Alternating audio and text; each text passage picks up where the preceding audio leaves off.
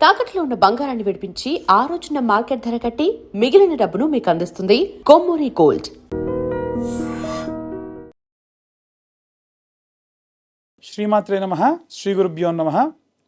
పరాభవనామ సంవత్సరంలో ద్వాదశ రాశుల వారికి కూడా ఎలా ఉండబోతుంది, వారి యొక్క ఆదాయము, వ్యయము, రాజ్యపూజ్యము, అవమానము, వీటి గురించి సంక్షిప్తంగా తెలుసుకునే ప్రయత్నం చేద్దాం. కుంభరాశి వారికి సంబంధించి ఆదాయం 2, వ్యయం 8, రాజ్యపూజ్యం 4, అవమానం 2. ఈ సంవత్సరంలో చాలా విస్తృతమైనటువంటి మార్పులు ఈ రాశి వారికి గోచరిస్తూ ఉన్నాయి. ఆర్థిక ఫలితాల విషయానికి వస్తే ఊహించని లాభాలు, కొత్త ఆదాయ మార్గాలు పెరుగుతాయి. టెక్నాలజీ పరంగా ఆదాయం పెరుగుతుంది. అలాగే కొన్ని జాగ్రత్తలు కూడా తీసుకోవాలి. వ్యాపార ఖర్చులు పెరగవచ్చు, అలాగే స్టార్టప్ పెట్టుబడులు పెరగవచ్చు, ప్రయోగాత్మకమైన ఖర్చులు పెరగవచ్చు. సేవింగ్స్ ఖచ్చితంగా అవసరం ఈ రాశి వారికి.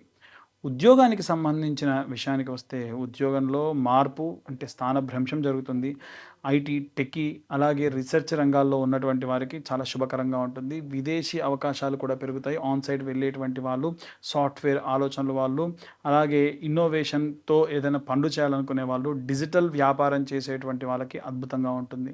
అలాగే వ్యాపారానికి సంబంధించి ఉద్యోగస్తులకు సంబంధించిన విషయాలు ఇవన్నీ చెప్పుకున్నాము. ఇక విద్యార్థులకు సంబంధించిన విషయానికి వస్తే కనుక సైన్స్, టెక్నాలజీ కానీ, ఏఐ, రోబోటిక్స్ కానీ, అలాగే స్పేస్ అండ్ సైన్స్ రీసెర్చ్కి సంబంధించి కూడా వీరికి అద్భుతమైనటువంటి కాలం. భవిష్యత్ రంగాల్లో వీరు మంచి విజయం సాధించే అవకాశం ఉంది. గృహిణులకు సంబంధించి స్నేహబంధాలతో చాలా జాగ్రత్తగా ఉండండి. మీరు ఏదో పొరపాటున ఒక మాట మాట్లాడితే వెనకాల తప్పుగా మాట్లాడుతున్నట్టుగా బ్లేమ్ చేస్తారు. అలాగే సోషల్ సర్కిల్లో కూడా మీకు విపరీతంగా మార్పులు ఏర్పడతాయి. ఆధ్యాత్మికత, ఆసక్తి పెరుగుతుంది. చేతి వృత్తులు, కుల వృత్తులు చేసేటువంటి వాళ్ళు, రైతులు పనులు చేసేటువంటి వాళ్ళందరూ కూడా కొత్త ఆవిష్కరణలు, టెక్నికల్గా మీరు మారుతారు. బాగా ఎలక్ట్రానిక్స్ని బాగా నమ్ముకుంటారు. రాజకీయ నాయకులకు సంబంధించిన విషయానికి వస్తే కనుక ప్రజాసేవ, గ్రౌండ్ వర్క్ అనేటువంటిది చాలా ముఖ్యం. యువత నుంచి విపరీతమైన మద్దతు ఈ రాశి వారికి పెరుగుతూ ఉంటుంది. సినిమా రంగాలకు సంబంధించి ఎక్స్పెరిమెంటల్ మూవీస్ కానీ ఏవైనా సరే ప్రయోగాత్మకంగా ఎవరూ తీయనటువంటి సినిమాలు తీయడము, సైన్స్ ఫిక్షన్లు, కొత్త కొత్త కాన్సెప్ట్లు తీసుకొని రావడము, కొత్త స్టైల్ గుర్తించడం ఈ యొక్క రాశిలో ఉన్నటువంటి దర్శకులకు జరుగుతూ ఉంటుంది. వైవాహిక జీవితానికి సంబంధించి వివాహం ఆలస్యం అవుతుంది. అలాగే అన్ప్రెడిక్టబుల్ రిలేషన్షిప్స్ కూడా పెరుగుతాయి. అలాగే స్నేహంలో కూడా మార్పులు ఏర్పడతాయి. సంవత్సరం చివరిలో వీరికి లాభం అధికంగా ఉంది. ద్వితీయార్థంలో వివాహం గురించి ప్రయత్నం చేయండి. అద్భుతమైన కాలము. సంతానానికి సంబంధించిన విషయానికి వస్తే కనుక తెలివైనటువంటి సంతానం, టెక్నాలజీ పరంగా బాగా ఆసక్తి పెరుగుతుంటుంది. ఒలింపియాడ్స్కి సంబంధించి విజయం సాధించే అవకాశం అధికంగా ఉంది.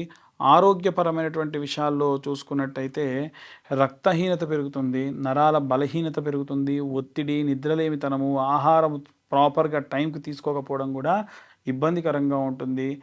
ఐరన్తో కూడిన ఆహారాన్ని స్వీకరించండి. పాలకూర లాంటివి తినండి, ఖర్జూర లాంటివి తినండి. ఎట్టి పరిస్థితుల్లో మద్యపానం పూర్తిగా నివారించండి. కుంభరాశి వారికి సంబంధించి శని గోచార రీత్యా అధిపతిగా ఉన్న కారణం చేత అత్యుత్తమమైనటువంటి కర్మ ఫలితాలు వీరికి గోచరిస్తూ ఉన్నాయి. జీవితంలో మార్పులు, బాధ్యతలు పెరగడము, అలాగే పరిపక్వత, స్థిరత్వత పెరుగుతూ ఉంటుంది. గురువు గోచారరీత్యా ఆయన సహాయకుడు కాబట్టి విద్యాభివృద్ధి, స్నేహితుల యొక్క సహాయ సహకారాలు, కొత్త అవకాశాలు పెరుగుతాయి.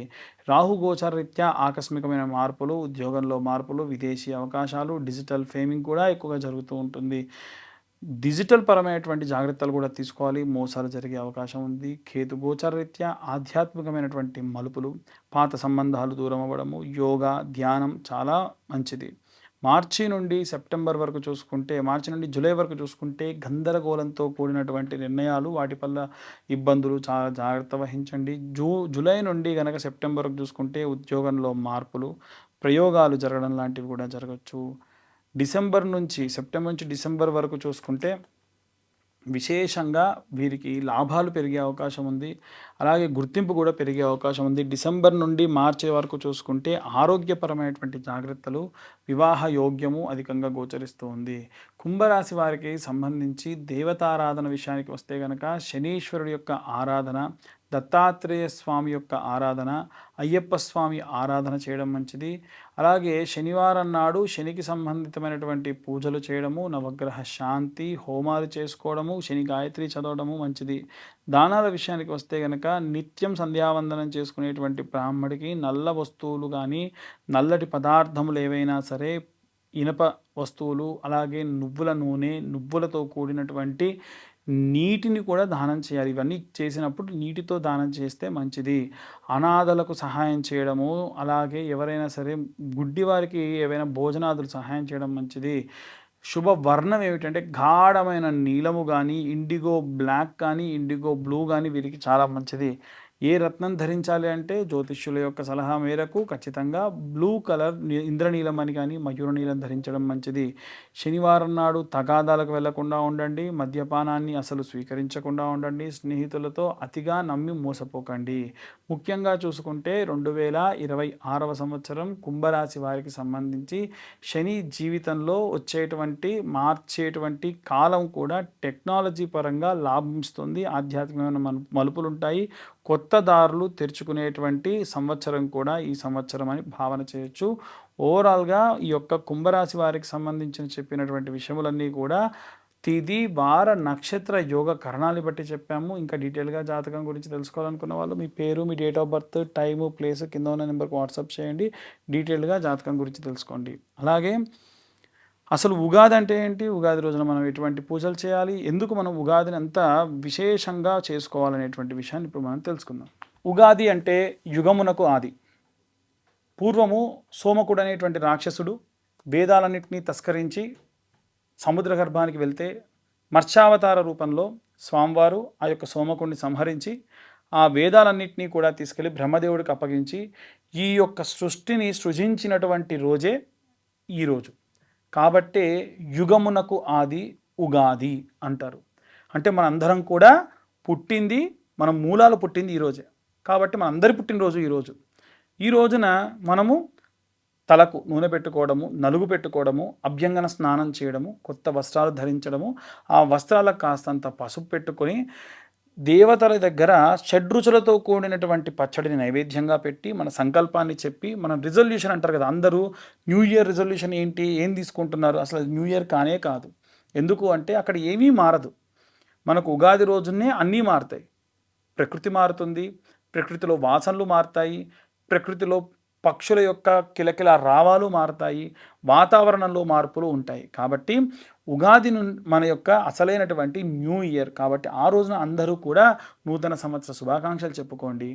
ఇదంతా అయిన తర్వాతకి రాజదర్శనం చేయాలి. రాజు అంటే దేవుడే రాజు యొక్క రూపంలో ఉంటాడు అంటారు. ఇప్పుడు మనకు రాజులు దేవత రూపంలో లేరు కాబట్టి విశేషంగా శివకేశవుల యొక్క దర్శనం, అంటే దేవాలయానికి వెళ్ళి శివుడిని, విష్ణువుని దర్శించుకోవడం మంచిది. అలాగే ఈ యొక్క ఉగాది రోజున పంచాంగ శ్రవణాన్ని వినండి. ఇప్పుడు మనకు చెప్తున్నటువంటి పంచాంగ శ్రవణం అంతా కూడా మీరు మీ రాశికి సంబంధించి ఎలా ఉంది, ఈ సంవత్సరంలో ఏ టైం నుంచి ఏ టైం వరకు ఎలా ఉంది అనేటువంటి విషయాలు కూడా సంక్షిప్తంగా చెప్పేటువంటి ప్రయత్నం చేశాము. కాబట్టి ఎవరైనా జాతకాలు చెప్పించుకోవాలన్నా ఈ రోజున చెప్పించుకోవచ్చు. అలాగే వీలైనంత వరకు కూడా ఈ సంవత్సరంలో ఎవరికైనా వివాహం కాని వారికి, సంతానం కాని వారికి ప్రత్యేకమైనటువంటి హోమాలు నిర్వహించడం జరుగుతుంది. ఆసక్తి కలవారి కింద ఉన్న నెంబర్కి కాంటాక్ట్ చేయొచ్చు. సర్వే జనా సుఖినో భవంతు. స్వస్తి.